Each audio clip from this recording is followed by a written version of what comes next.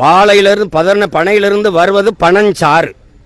அதில் கலப்படம் செய்யும் போதுதான் கல்லா மாறுது. இந்த மேதையார் சபாநாயகர் எங்கிருந்து வந்து வேற்று கிரகத்திலேருந்து இறங்கியிருக்காங்க. இவங்கெல்லாம் பனையிலிருந்து வர்றதில் ஏதாவது கலந்தாதான் கல்லாகுதான். ஒருத்தர் பேராசிரியர் இருக்கிறார் ஐயா பொன்முடி, அவர் எப்படி தெரியுமில்ல, அது பணம் அது இதில் வந்து ஏதாவது ஒரு கண்டதை கலப்படம் பண்ணி தான் கல்லாக்குறாங்களாம்.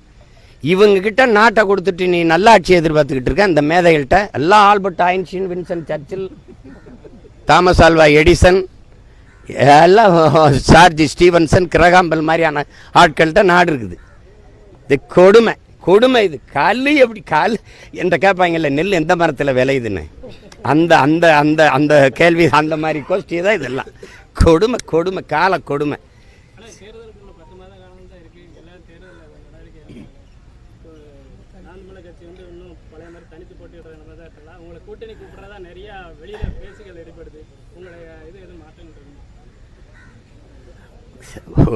எனக்கு ஒரே மாற்றம்தான், இந்த நாட்டில் இருக்கிற இந்த மொத்த அரசியலையும் மாற்றுவதை என்னுடைய நோக்கமும் கனவும்.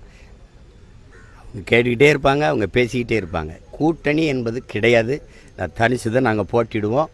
என் மக்களை நம்பி மக்களுக்காக மக்களோடு நின்று நாங்கள் போராடுவோம். அதில் நான் பாதிக்கு மேலே வேட்பாளர் அறிவித்து களத்தில் வேலை செஞ்சுக்கிட்டு இருக்கேன். நீங்கள்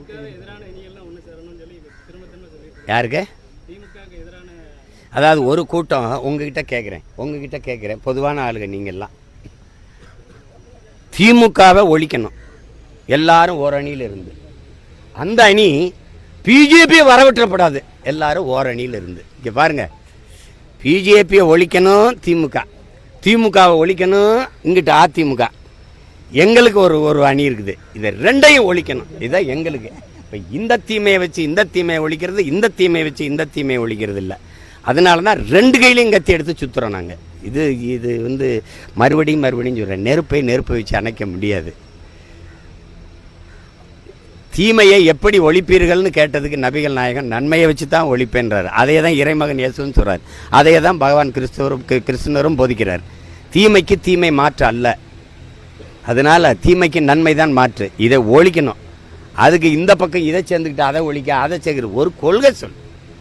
திமுக வந்து தன் ஆட்சியின் சாதனை, என் ஆட்சியின் இது நோக்கம் இதுன்னு சொல்லி ஓட்டு கேட்கணும். பிஜேபின்னு ஒரு கட்சியில் என்ன உனக்கு ஏதாவது பாலிசி இருக்கா, பொலிட்டிக்கல் உனக்கு ஏதோ அரசியல் கோட்பாடு இருக்கா? ஒன்றும் கிடையாது.